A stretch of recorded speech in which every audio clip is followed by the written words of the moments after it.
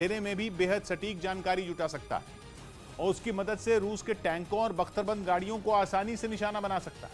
America ने ऐसे 121 Phoenix ghost drone Ukraine भेजे, जो स्विच ब्लेड ड्रोन के साथ मिलकर अब पुतिन की सेना को नुकसान पहुंचाने का काम करेंगे। बताया गया कि ये आत्मघाती ड्रोन मैदानी इलाकों से गुजर रहे रूस के टैंकों और बख्तरबंद गाड़ियों के लिए किसी बुरे सपने से कम नहीं। यानी एक बार रूसी सेना का काफिला घोस्ट ड्रोन की नजर में आया तो फिर बच पाना मुश्किल ही होगा। अमेरिका के रक्षा मंत्रालय पेंटागन के मुताबिक इस ड्रोन को बनाने में यूक्रेन की जरूरतों का पूरा ध्यान रखा गया। We will continue to move that development in ways that are attuned to Ukrainian requirements. हालांकि यूक्रेन की इस तरह से मदद करने पर रूस अमेरिका पर बुरी तरह भड़क गया। उसने अमेरिका के इस कदम को दादागिरी करार दे दिया। वहीं रूस का आरोप है यूक्रेन युद्ध में यूके ने अपने कई खतरनाक कमांडो उतार दिए। यूं तो बोरिस जॉनसन सरकार अब तक इस युद्ध में सीधा हिस्सा लेने से बचती।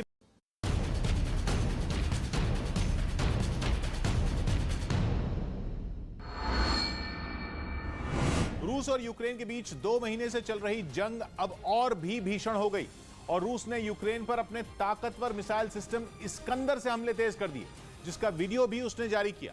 हालांकि उसने ये नहीं बताया कि ये हमले किस जगह किए गए। लेकिन जो वीडियो जारी किया गया उसमें हमले से पहले रूसी सेना के जवान एक इस्कंदर मिसाइल सिस्टम को सही पोजीशन पर लाते दिखे और फिर वहां पहले से मौजूद एक जवान ने दूरबीन की मदद से दुश्मन के ठिकानों का जायजा लेकर हमले के लिए ग्रीन सिग्नल दिया और सभी तैयारियां पूरी होने पर मिसाइल दाग दी गई। इसके बाद तेज रोशनी उठने के साथ ही मिसाइल ने दुश्मन के ठिकाने की ओर उड़ान भरनी शुरू कर दी और वहां धूल और धुएं का बड़ा गुबार फैल गया। वहीं मिसाइल दागने से पहले कुछ जवान इस्कंदर के ऊपर रखे गए घास फूस और पत्तियों के जाल को हटाते दिखाई दिए, जिसके इस्तेमाल की उन्होंने वजह भी बताई। Соответственно, живучесть самой боевой машины и расчеты пусковой установки. रूस ने इन हमलों में यूक्रेन की सेना की एक कमांड पोस्ट, हथियारों के गोदाम और कई बख्तरबंद गाड़ियों को तबाह करने का दावा किया। और रूस ने बेलारूस में यूक्रेन की सीमा के पास इस तरह भीषण तबाही मचाने वाले कई इस्कंदर मिसाइल सिस्टम तैनात किए हैं, जिन्हें साल 2006 में रूसी सेना के बेड़े में शामिल किया गया था और इनके जरिए 500 किलोमीटर की दूरी से दुश्मन के ठिकानों को निशाना बनाया जा सकता है। यानी बेलारूस में यूक्रेन की सीमा के पास तैनाती के बावजूद राजधानी कीव भी इनके हमले की जद में है, क्योंकि वहां से कीव की दूरी महज 90 किलोमीटर है। ये मिसाइलें करीब 700 किलो विस्फोटक लेकर उड़ान भर सकती हैं, जो किसी भी बड़ी इमारत और सैन्य ठिकाने को तबाह करने के लिए काफी है और जरूरत पड़ने पर इन मिसाइलों के जरिए परमाणु हथियार भी लॉन्च किए जा सकते हैं। खबर है कि रूस ने बेलारूस में कम से कम 36 इस्कंदर मिसाइल सिस्टम तैनात किए हैं। उधर युद्ध के बीच पुतिन ने यूक्रेन की सीमा के पास परमाणु हमला करने वाले मिसाइल सिस्टम तैनात कर दिए और यह दावा किया यूक्रेन की सेना ने, जिसके मुताबिक रूस ने इन मिसाइल सिस्टमों को यूक्रेन की सीमा से महज 60 किलोमीटर के दायरे में तैनात किया है। दावा है कि इनमें रूसी सेना के खतरनाक इस्कंदर मिसाइल सिस्टम भी शामिल है। जरूरत पड़ने पर इनकी मदद से परमाणु हथियार भी लॉन्च किए जा सकते हैं। यही नहीं, इनके जरिए 500 किलोमीटर की दूरी से दुश्मन के ठिकानों को निशाना बनाया जा सकता है। इनकी तैनाती को यूक्रेन पर दबाव बढ़ाने के पुतिन के उस गेम प्लान का हिस्सा माना जा रहा है, जिसके तहत वो जनमत संग्रह करवाकर खेरसोन को यूक्रेन से अलग करने की तैयारी में जुटे हैं। और अगर पुतिन खेरसोन को यूक्रेन से अलग करवाने के अपने प्लान में कामयाब हो गए, जहां रूसी सेना ने करीब 3 हफ्ते पहले अपने कब्जे का दावा किया था, तो दक्षिणी यूक्रेन में रूस का दबदबा तो बढ़ेगा ही, साथ ही उसे हमले को सही ठहराने की एक ठोस वजह भी मिल जाएगी। इसके साथ ही खेरसोन से क्राइमिया तक एक लैंड कॉरिडोर बनने का रास्ता भी साफ हो जाएगा। इससे पहले जनमत संग्रह करवाकर 2014 में रूस क्राइमिया पर कब्जा कर चुका है और उस वक्त करवाए गए जनमत संग्रह में करीब 97% लोगों ने रूस के साथ रहने के लिए वोट दिया था। इस बीच यूक्रेन के साथ जंग में रूस ने अब अपने एक और खतरनाक हथियार को मैदान में उतार दिया। UR-77 मेटेओरिट नाम का यह घातक हथियार जमीन के अंदर छिपी बारूदी सुरंगों को पल भर में तबाह कर देता है और पूरी दुनिया में रूस के इस खतरनाक हथियार को जाना भी इसी काम के लिए जाता है। लेकिन यूक्रेन की मीडिया ने इसे लेकर अब जो दावा किया, उससे यूक्रेन की सेना की चिंता जरूर बढ़ सकती है। ऐसा कहा गया कि रूसी सेना अब UR-77 मेटेओरिट का इस्तेमाल उनके शहरों के रिहायशी इलाकों में तबाही मचाने के लिए कर रही है और इस बात को साबित करने के लिए उनकी तरफ से एक वीडियो भी जारी किया गया, हालांकि ये वीडियो यूक्रेन के किस इलाके का है इसकी जानकारी नहीं दी गई। लेकिन ये दावा जरूर किया गया कि रूस की सेना की तरफ से किए गए इस हमले ने वहां के एक बड़े इलाके को पूरी तरह नेस्तनाबूद कर दिया। और ऐसा ही यूक्रेन की मीडिया की तरफ से जारी वीडियो में दिखाई भी दिया। वहां शहर को निशाना बनाकर रूसी सेना का दागा गया एक रॉकेट काफी दूर एक बड़ी इमारत के पास जाकर गिरा। इसके बाद करीब 1 मिनट तक इमारत के पास से हल्का हल्का धुआं उठता दिखाई दिया। ऐसा लगा मानो हमला नाकाम हो गया हो। लेकिन तभी वहां एक बेहद तेज धमाका हुआ। आग का एक बड़ा गोला उठा और इमारत के परखचे उड़ गए। धमाके के बाद वो पूरी जगह धुएं से ढक गई। बताया गया कि सिर्फ उस इमारत ही नहीं बल्कि उसके पास की दूसरी कई बिल्डिंगों को भी हमले में नुकसान पहुंचा। क्योंकि रूस का UR-77 मेचोरीथ किसी एक खास जगह को ही निशाना नहीं बनाता, बल्कि इसके हमले के दायरे में जो भी आता है वो पूरी तरह तबाह हो जाता है। और ऐसा इसलिए क्योंकि ये सिर्फ एक बम या रॉकेट से वार नहीं करता, ये अपने दुश्मनों को एक ऐसे पाइप के जरिए ठिकाने लगाता है जिसके अंदर कई किलो विस्फोटक भरा होता है। रॉकेट तो बस विस्फोटकों से भरे उस पाइप को टारगेट तक ले जाने का काम करता है, जबकि पाइप के दूसरे सिरे से एक तार जुड़ा होता है जो उसे लॉन्चर से जोड़े रखता है। इसके बाद जैसे ही रॉकेट दागा जाता है, विस्फोटक से भरा पाइप एक बड़े से फंदे जैसा दिखाई देने लगता है। उसके टारगेट पर गिरते ही लॉन्चर पीछे की तरफ जाता है जिससे तार खींचता है और फिर निशाने पर भयानक धमाका हो जाता है। रूस के इस हथियार से हुई तबाही का अंदाजा इसी बात से लगाया जा सकता है कि जहां भी इसका इस्तेमाल होता है वहां 300 फीट के दायरे में सब कुछ मलबे में बदल जाता है। वहीं यूक्रेन के डोनेस्क इलाके में रूस ने जबरदस्त गोलाबारी कर खलबली मचा दी। वहां से आए एक वीडियो में रूस की घातक तोपें बारूद उगलती नजर आईं। जिन्हें कतार में खड़ा देख ऐसा लगा मानो वो रुकेंगे ही नहीं, और हुआ भी ठीक ऐसा ही। वहां एक के बाद एक दनादन धमाके होते रहे। इसके अलावा वहां होवित्जर तोपों का जखीरा नजर आया, जिसकी मदद से रूसी जवानों ने जितने गोले दागे उससे दुगने ट्रकों में लाद कर फिर वहां ले आए। और फिर यह सिलसिला चलता चला गया। एक जवान आगे बढ़ता, तोप में गोले भरता और दूसरा उसे चला देता। चीन के एक टीवी न्यूज चैनल ने इस वीडियो के साथ दावा किया कि अगर रूस डोनबास इलाके पर पूरी तरह कब्जा कर ले तो उसे क्राइमिया तक एक सीधा रास्ता मिल जाएगा, जो यूक्रेन की सेना की कमर तोड़ने में उसके लिए मददगार साबित होगा। उधर रूसी फौज ने खार्किव में यूक्रेन के सैन्य काफिले पर बमबारी कर भारी नुकसान पहुंचाने का दावा किया। और उसने हमले में यूक्रेन के 20 सैनिकों की मौत होने की भी बात कही। बमबारी के बाद की कुछ तस्वीरें भी सामने आईं, जिनमें सड़क पर चारों तरफ तबाह हो चुके टैंक दिखाई दिए। कुछ से तो धुआं भी निकलता दिखा। यही नहीं, जिंदा बम और गोला बारूद भी बिखरा नजर आया। बताया गया कि यूक्रेन के सैनिक खार्किव के एक इलाके में घुसने की कोशिश कर रहे थे, तभी रूसी फौज ने उन पर हमला कर दिया। रूस ने दावा किया कि उसने अपने इस हमले में यूक्रेन के कई टैंक और बख्तरबंद गाड़ियों को तबाह कर दिया। बीच रूस ने स्वदेशी मी-8 हेलीकॉप्टर से यूक्रेन में हथियारों की सुरक्षा का वीडियो जारी किया, जिसके जरिए यह बताने की कोशिश की गई कि रूस के ये हेलीकॉप्टर कैसे दुश्मन के घर में उसके हथियारों की सुरक्षा कर रहे हैं और उसे उसकी जीत की ओर ले जाने में मददगार हैं। जो वीडियो सामने आया उसमें रूस के कुछ मी-8 हेलीकॉप्टर मैदान से उड़ान भरते नजर आए, जिन्होंने आसमान से जमीन पर गिद्ध की तरह अपनी नजरें गड़ाए रखी। सड़क से गुजर रही रूस की सेना की गाड़ियों और टैंकों को वो सुरक्षा देते दिखाई दिए। हेलीकॉप्टरों में मौजूद रूस के सैनिक भी पूरी तरह अलर्ट रहे, ताकि दुश्मन की किसी भी हरकत पर उसे मौके पर ही मुंहतोड़ जवाब दिया जा सके। अमूमन सामान को ढोने में काम आने वाले मी-8 हेलीकॉप्टर वीडियो में एक साथ आसमान में उड़ान भरने को तैयार दिखे। इनमें कुछ जंग में सैनिकों के काम आने वाले सामान को अपने साथ ले जाते हुए आगे बढ़े। वहीं यूक्रेन ने ज़ैपोरिज़िया में बमबारी कर रहे रूसी सेना के हेलीकॉप्टरों को अपने मिसाइल हमले में ढेर करने का दावा किया। सबूत के तौर पर उसकी तरफ से हमले का वीडियो भी जारी किया गया, जिसमें आसमान में उड़ रहे एक हेलीकॉप्टर पर मिसाइल गिरती दिखी। जैसे ही सटीक निशाना लगा, हवा में हेलीकॉप्टर ढेर हो गया। दावा किया गया कि ये रूस का मी-8 हेलीकॉप्टर था, जो यूक्रेन के ज़ैपोरिज़िया में बमबारी कर रहा था। सामने आए वीडियो में हेलीकॉप्टर जमीन पर बमों की बारिश करता नजर आया। जोरदार हो रही बमबारी से पूरा इलाका थर्रा उठा और आसमान में तेज रोशनी दिखाई दी। हेलीकॉप्टर ने कुछ मिनटों में पूरे इलाके में दहशत पैदा कर दी। ऐसा लगा मानो कोई आसमान से अंगारों की बारिश कर रहा हो। सब कुछ ठीक चल रहा था, लेकिन तभी यूक्रेन की फौज ने हेलीकॉप्टर को निशाने पर लिया और कुछ ही सेकंड में उसे ढेर कर दिया। और रूस के जिस मी-8 हेलीकॉप्टर को यूक्रेन ने बर्बाद करने का दावा किया, उसे 1961 में सोवियत संघ ने बनाया था, जिसका इस्तेमाल सामान ढोने के लिए किया जाता है। साथ ही इसमें लगे हथियारों के जरिए युद्ध के मैदान में दुश्मनों को तबाह किया जा सकता है। यही नहीं, मी-8 हेलीकॉप्टर से रॉकेट के अलावा मिसाइलें भी दागी जा सकती हैं और दुनिया में करीब 50 देश इसका इस्तेमाल कर रहे हैं।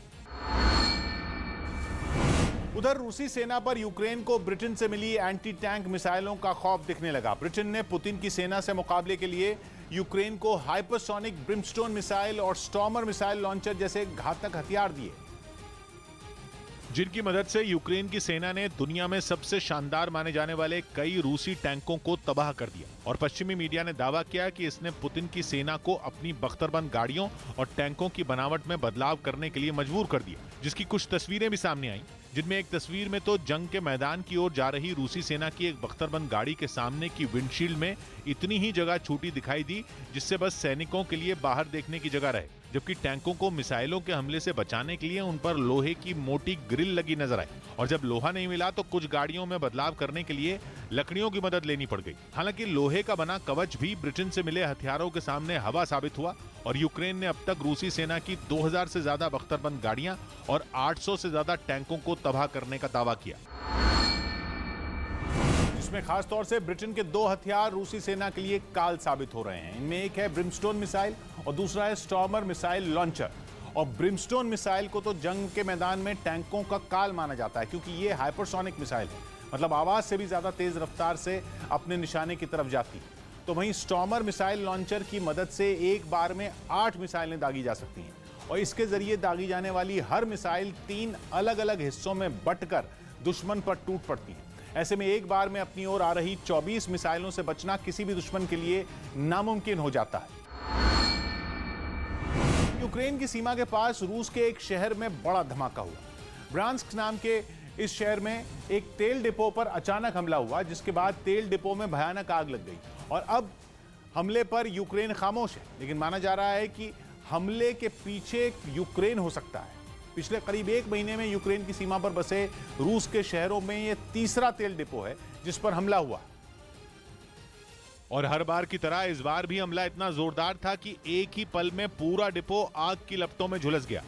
आग की ऊंची ऊंची लपटें कई किलोमीटर दूर से भी साफ दिखने लगी। जितनी ऊंची आग की लपटें दिखी उससे कहीं ज्यादा ऊंचा काले धुएं का गुबार भी दिखा।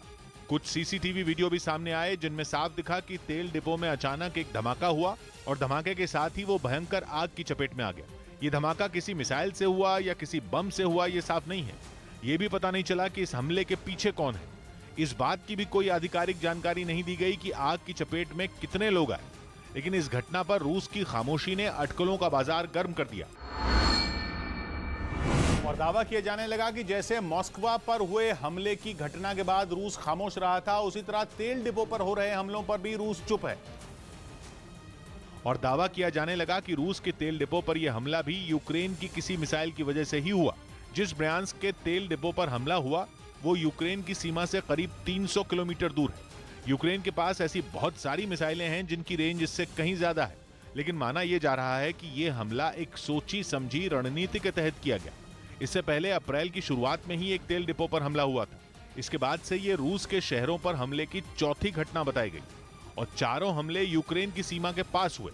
हैरानी की बात यह कि इनमें कोई भी हमला न तो किसी खाली मैदान पर हुआ और न ही कोई रिहायशी इलाका हमलों की चपेट में आया। मतलब साफ है कि ये यूक्रेन की जंग के दौरान गलती से कोई मिसाइल आकर गिरने की घटना नहीं है। हालांकि खबर यह है कि ब्रांस्क के सरकारी अधिकारियों ने कुछ दिन पहले ही किसी बड़े हमले की आशंका जताई थी। इस बीच रूस के साथ 61 दिनों से जंग लड़ रहे यूक्रेन के हाथ एक बेहद ही खतरनाक हथियार लग गया।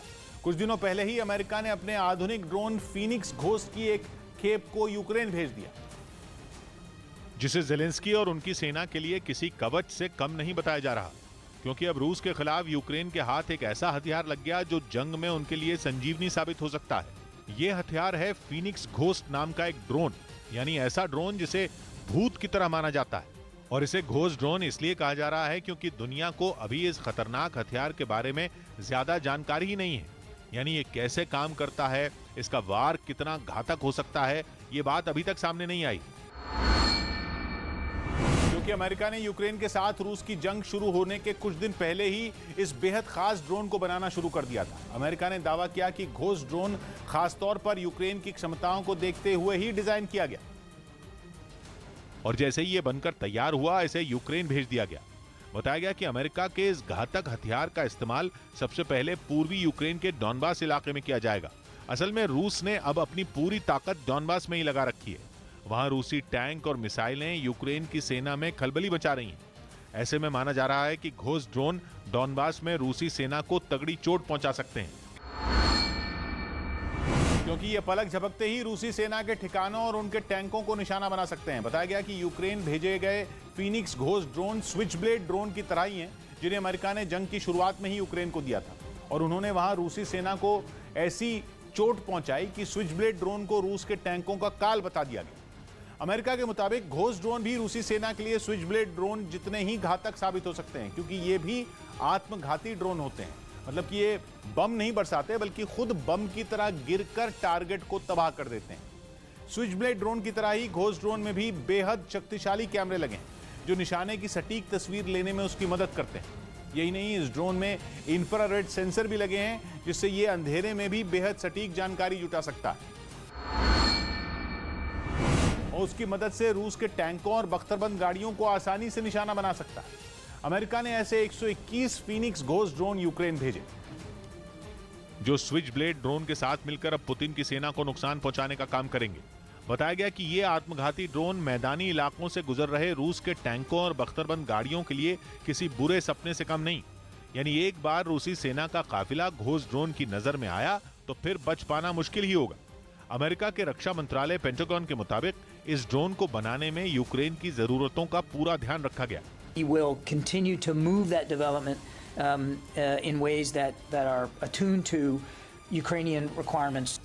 हालांकि यूक्रेन की इस तरह से मदद करने पर रूस अमेरिका पर बुरी तरह भड़क गया।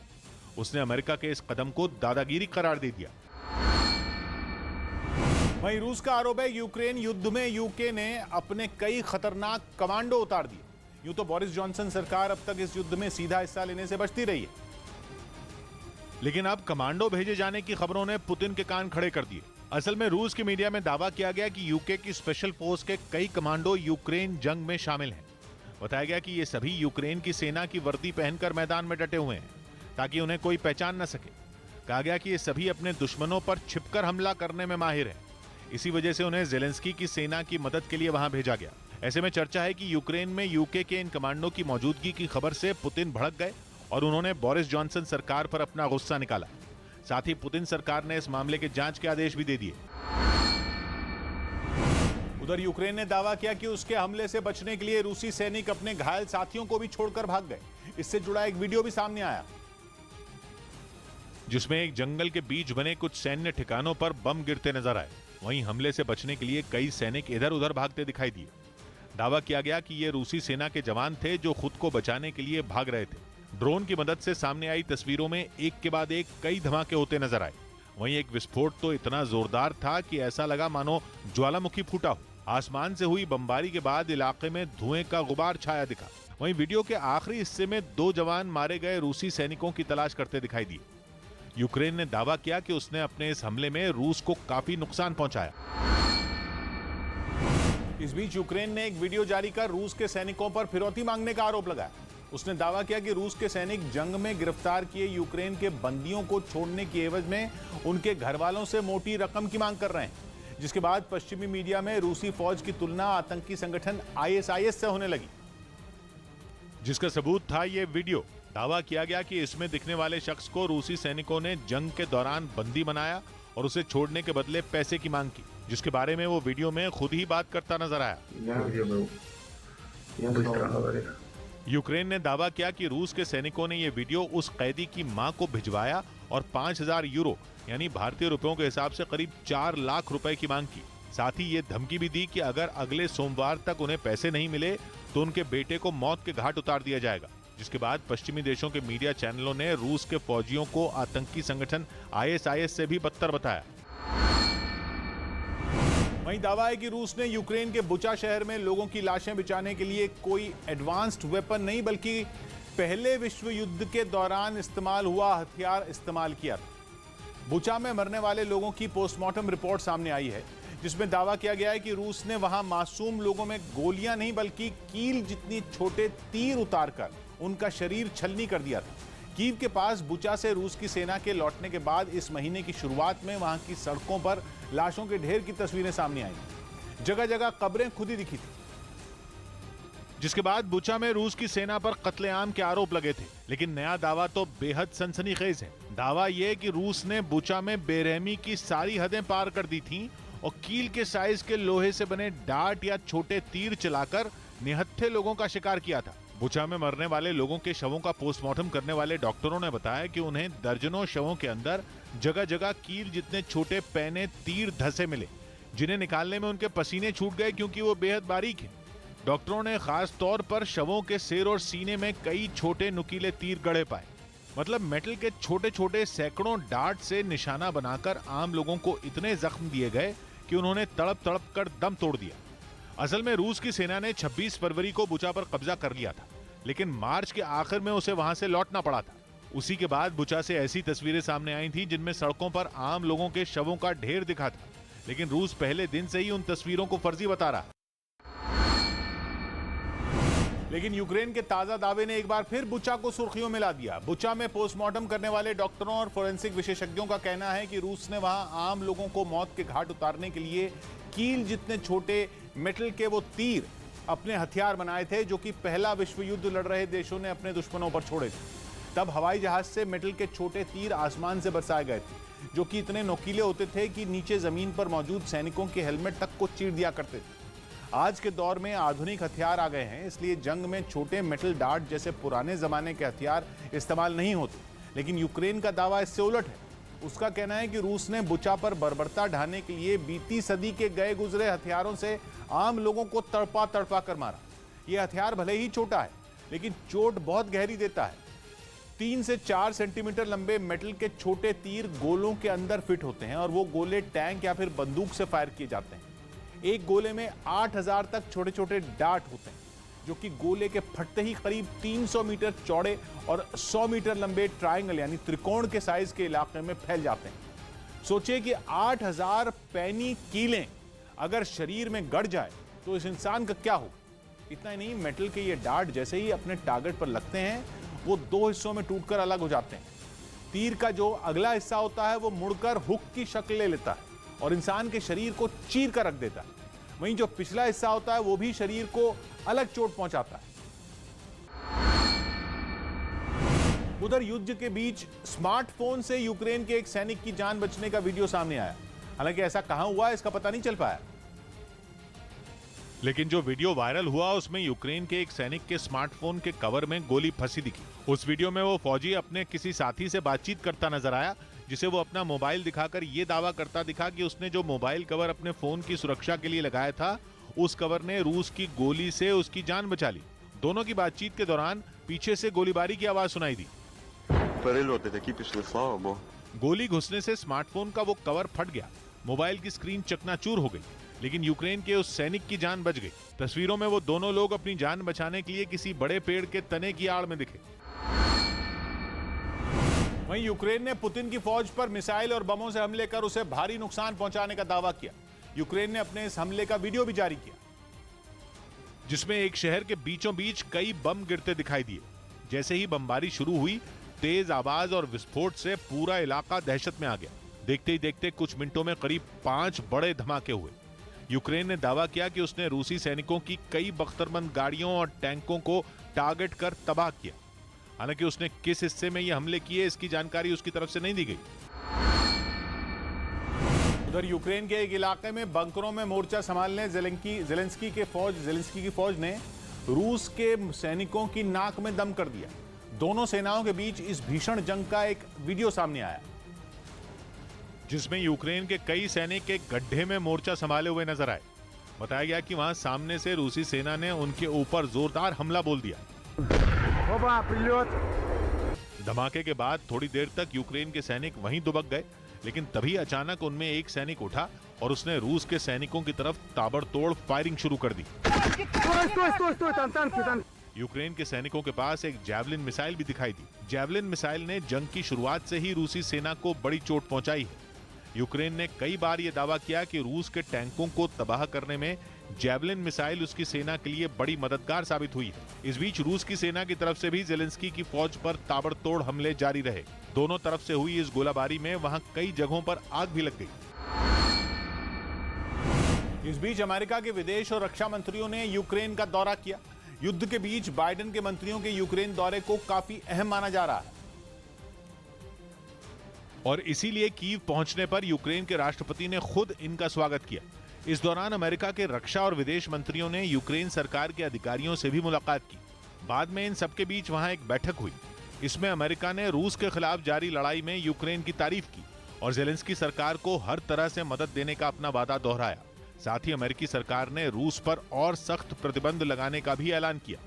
असल में यूक्रेन पर हुए रूसी हमले को 2 महीने पूरे हो चुके हैं, लेकिन पुतिन की सेना अब तक इस युद्ध को अंजाम तक नहीं पहुंचा पाई।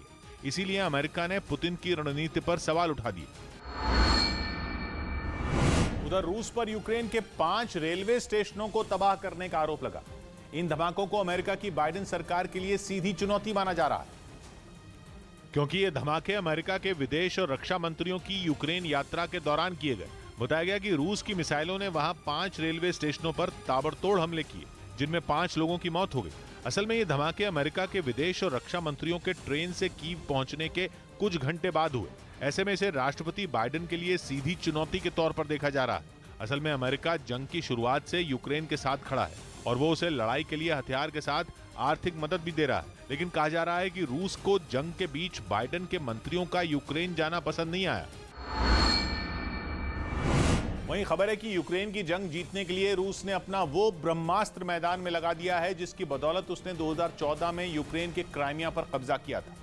ये न कोई मिसाइल है और न कोई बम, बल्कि रूस का हथियार एक ऐसा जैमिंग कम्युनिकेशन स्टेशन है जिसे इस्तेमाल करके उसने यूक्रेन की सेना को पंगु करने की कसम खा ली और एक बार फिर क्राइमिया की तरह पूरे के पूरे यूक्रेन पर अपना झंडा फहराने की साजिश रच रहा है। रूस के इस हथियार का नाम है R-330ZH ज़िथिल जैमिंग कम्युनिकेशन स्टेशन। यह ऐसा हथियार है जिसके बूते रूस सैटेलाइट और मोबाइल फोन ठप कर सकता है।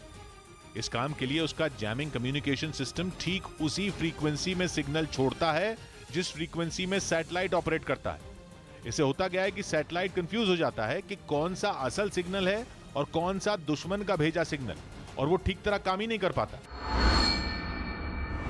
बल्कि अभी कुछ दिन पहले खुद अमेरिकी सेना की space service branch US space force ने भी माना था कि रूस यूक्रेन में जीपीएस के सैटेलाइट के सिग्नल जैम कर रहा है और दावा है कि इसी वजह से यूक्रेन में जीपीएस के इस्तेमाल में दिक्कतें आ रही हैं। जीपीएस यानी ग्लोबल पोजीशनिंग सिस्टम अमेरिका का नेविगेशन सिस्टम है जो सैटेलाइट से मिलने वाले सिग्नल के जरिए पृथ्वी पर किसी भी जगह या चीज की लोकेशन बताता है।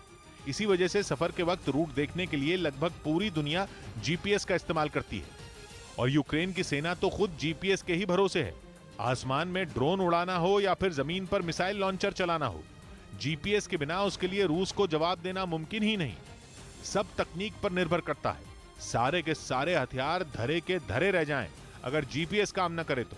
और खबर है कि रूस यूक्रेन में अपना जैमिंग कम्युनिकेशन स्टेशन इस्तेमाल करके जीपीएस को ही जैम कर रहा है ताकि यूक्रेन की सेना उसका मुकाबला ही न कर सके। इस बीच रूस की पूर्व जिम्नास्ट अलीना कबाएवा पुतिन के समर्थन में खुलकर मैदान में उतर आई। वो मॉस्को में आयोजित एक खेल प्रतियोगिता के उद्घाटन समारोह में शामिल हुई, जहां उन्होंने यूक्रेन युद्ध पर खुलकर पुतिन का समर्थन किया। ये बात उन्होंने मॉस्को में आयोजित स्पोर्ट्स फेस्टिवल अलीना 2022 के उद्घाटन समारोह के दौरान कही। इससे पहले इसी समारोह में पहुंचने पर खिलाड़ियों और दर्शकों ने उनका जोरदार स्वागत किया। ऐसे में अलीना ने भी हाथ हिलाकर अपने प्रशंसकों को धन्यवाद दिया। चर्चा है कि पुतिन की गर्लफ्रेंड बताई जाने वाली अलीना इसी कार्यक्रम के लिए कुछ दिन पहले मॉस्को लौटी। इस मौके पर उन्होंने मीडिया से बात करते हुए यूक्रेन युद्ध का भी जिक्र किया। Есть история войны, и мы ни в коем случае не должны забывать про это. यानी वो यूक्रेन पर किए गए हमले में पूरी तरह पुतिन के साथ खड़ी हैं। इतना ही नहीं, अलीना ने उम्मीद जताई कि इस जंग में जीत रूस की ही होगी। वहीं खबर है कि रूस की पूर्व जिम्नास्ट अलीना कबाएवा पर प्रतिबंध लगाने से अमेरिका डर गया। अलीना कबाएवा को रूस के राष्ट्रपति पुतिन की गर्लफ्रेंड बताया जाता है और इसी वजह से अमेरिका ने उन पर बैन लगाने की योजना बनाई। लेकिन अब बाइडेन प्रशासन ने इस प्रस्ताव पर फिलहाल रोक लगा दी। व्हाइट हाउस को डर है कि अलीना पर बैन लगाने से अमेरिका और रूस के संबंध और खराब हो सकते हैं। साथ ही आशंका जताई गई कि रूस इसे पुतिन पर निजी हमला भी मान सकता है। ऐसे में अमेरिका को लगता है कि यूक्रेन जंग के बीच उसका यह कदम आग में घी डालने जैसा होगा और इन्हीं खतरों को भांपते हुए बाइडेन सरकार ने अपने इस प्लान को ठंडे बस्ते में डाल दिया। बताया गया कि यूक्रेन युद्ध की शुरुआत के बाद से अलीना कबाएवा अमेरिका के निशाने पर हैं, क्योंकि वो मानता है कि अलीना का संबंध यूक्रेन को युद्ध में धकेलने वाले पुतिन से, और कहा जाता है कि यूक्रेन के साथ जंग शुरू होने से पहले ही पुतिन ने उन्हें स्विट्जरलैंड भेज दिया था। लेकिन कुछ दिनों पहले वो एक बार फिर रूस की राजधानी मॉस्को में दिखी। बताया गया कि यूक्रेन के साथ जंग शुरू होने के बाद ये पहली बार है जब पुतिन की गर्लफ्रेंड बताई जाने वाली 38 साल की अलीना मॉस्को में दिखाई दी। और अलीना के फिर रूस में दिखाई देने के बाद पश्चिमी मीडिया में पुतिन के साथ उनके रिश्तों की चर्चा तेज हो गई। बताया गया कि पुतिन जल्द ही यूक्रेन में किसी बड़ी जीत का ऐलान करने वाले हैं और इसीलिए अलीना कबाएवा को मॉस्को बुलाया गया। उधर 2 महीने से चल रही जंग के कारण रूस की अर्थव्यवस्था पर बहुत बुरा असर हुआ, लेकिन खबर यह है कि रूस में व्लादिमीर पुतिन की लोकप्रियता कम होने की बजाय और ज्यादा बढ़ गई। ये बात रूस में हुए एक सर्वे में सामने आई, जिसमें बताया गया है कि रूस के लोग अब पुतिन पर पहले से ज्यादा भरोसा करने लगे। हालांकि आर्थिक प्रतिबंधों का रूस की अर्थव्यवस्था पर तगड़ा असर हुआ। वहां के आम लोगों को भी इन प्रतिबंधों की मार झेलनी पड़ रही। खबर है कि कई कंपनियों के अपना कारोबार समेटने की वजह से रूस में बेरोजगारी बढ़ी है। प्रतिबंधों का असर होने की वजह से करीब 2 लाख लोगों से रोजगार छिनने का अनुमान है। यहाँ तक कि आंकड़े भी अब रूस के लोगों की टेंशन बढ़ाने वाले हैं, क्योंकि IMF ने अनुमान जताया कि रूस की GDP मौजूदा कारोबारी साल में बढ़ने के बजाय घटने वाली है, वो भी 8% से ज्यादा। इसका सीधा मतलब यह है कि कूटनीति में पुतिन के दांव कितने भी असरदार हों, उनके देश की माली हालत पर भी इस जंग का बुरा असर पड़ रहा है। लेकिन अंतर्राष्ट्रीय दबाव के बावजूद 2 महीने से चल रही जंग में रूस पीछे हटने को कतई तैयार नहीं।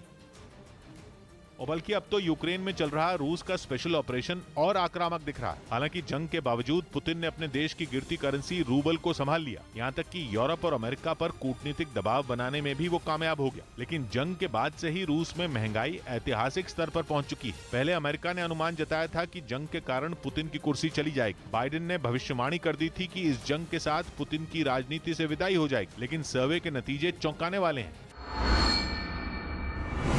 क्योंकि एक सर्वे में दावा यह किया गया है कि रूस के लोग अब अपने आप को पुतिन के हाथों में ज्यादा सुरक्षित मानने लगे हैं। यूक्रेन का युद्ध शुरू होने से पहले रूस के 71% लोगों ने पुतिन का समर्थन किया था, लेकिन अब यह आंकड़ा बढ़कर 83% तक पहुंच गया। मतलब युद्ध से पहले 71% लोग पुतिन के समर्थक थे और अब वहां के 83% लोग पुतिन के साथ थे। वहां के 48% लोगों ने तो सर्वे में यह तक कहा कि सभी नागरिकों को उनके देश का समर्थन करना ही चाहिए, चाहे उनके देश की नीति सही हो या गलत। वहां के 80% लोग तो ये मानते हैं कि दुनिया की बड़ी शक्तियों के संघर्ष में रूस का पलड़ा भारी ही रहेगा। मतलब ये कि जैसे जैसे जंग आगे बढ़ रही है, रूस में पुतिन के लिए समर्थन भी बढ़ता जा रहा है। यूक्रेन ने खार्किव में रूस की फौज के एक और लड़ाकू विमान पर हमला कर दिया। इससे पहले भी यूक्रेन कई रूसी लड़ाकू विमानों को ढेर करने का दावा कर चुका है। इस बार रूस के जिस लड़ाकू विमान को यूक्रेन ने निशाने पर लिया, उसका वीडियो भी जारी किया गया, जिसमें रूस का वो लड़ाकू विमान कई हजार फीट की ऊंचाई से नीचे गिरता नजर आया। सामने आई तस्वीरों में दिखा कि रूस के लड़ाकू विमान ने यूक्रेन की धरती पर गिरने से पहले आसमान में कई हिचकोले खाए और जैसे ही वो लड़ाकू विमान आसमान से जमीन पर आकर गिरा, उसमें आग लग गई। रूस के उस लड़ाकू विमान से उठती लपटें काफी दूर से ही देखी गईं।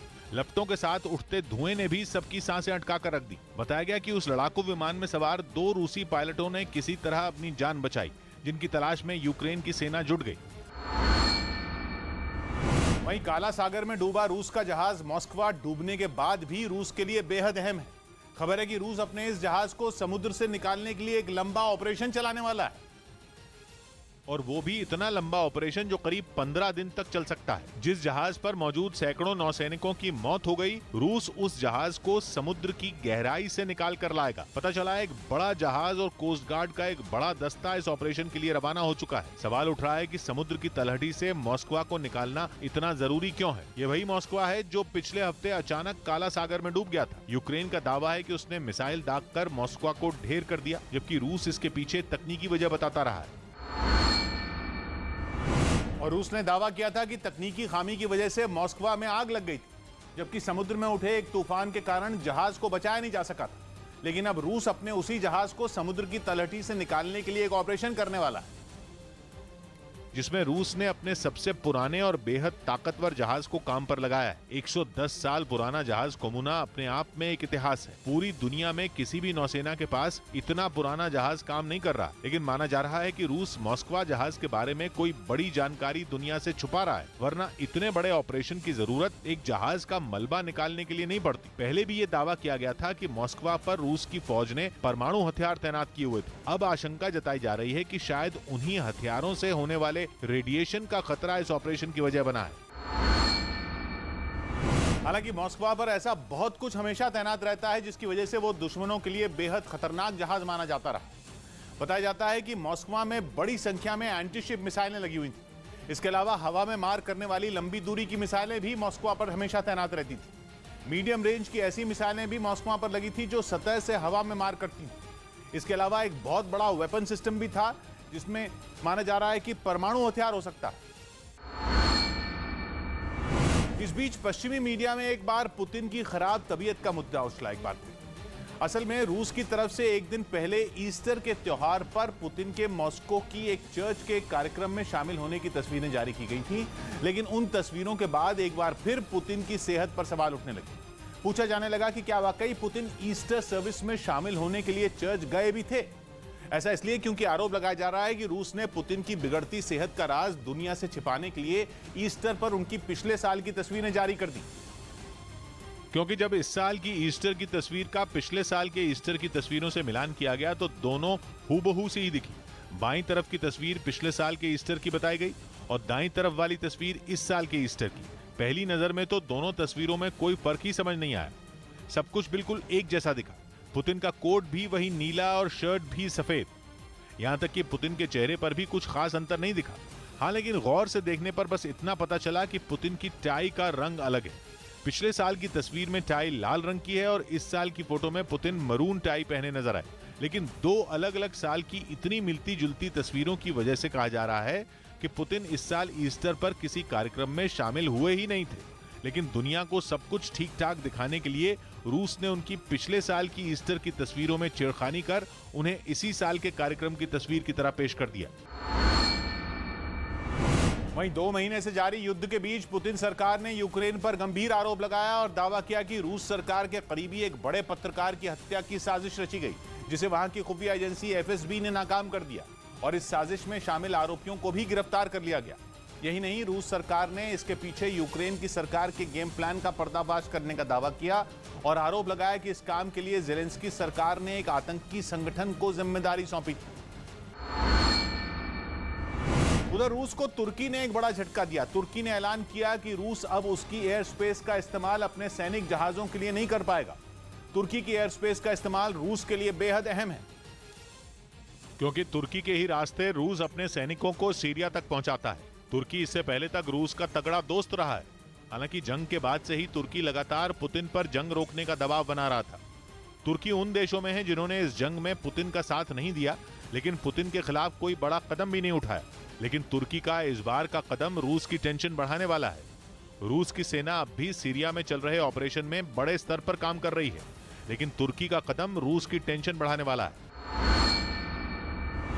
क्योंकि तुर्की ने अपने आदेश में कहा है कि न तो रूस की सेना का कोई विमान उसकी एयर स्पेस का इस्तेमाल कर पाएगा और ऐसे किसी यात्री विमान के भी जाने पर रोक होगी जिसमें सैनिक जा रहे हैं।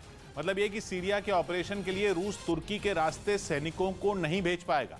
तुर्की रूस के दक्षिण में है और उसकी सीमा सीरिया से लगती है। सीरिया तक पहुंचने के लिए रूस के विमानों को पहले सीधा रास्ता तुर्की के जरिए मिलता था, लेकिन अगर तुर्की की एयर स्पेस का इस्तेमाल करने की इजाजत रूस को नहीं मिलती तो इसके लिए सीरिया तक पहुंचने का रास्ता करीब 5 गुना लंबा हो जाएगा।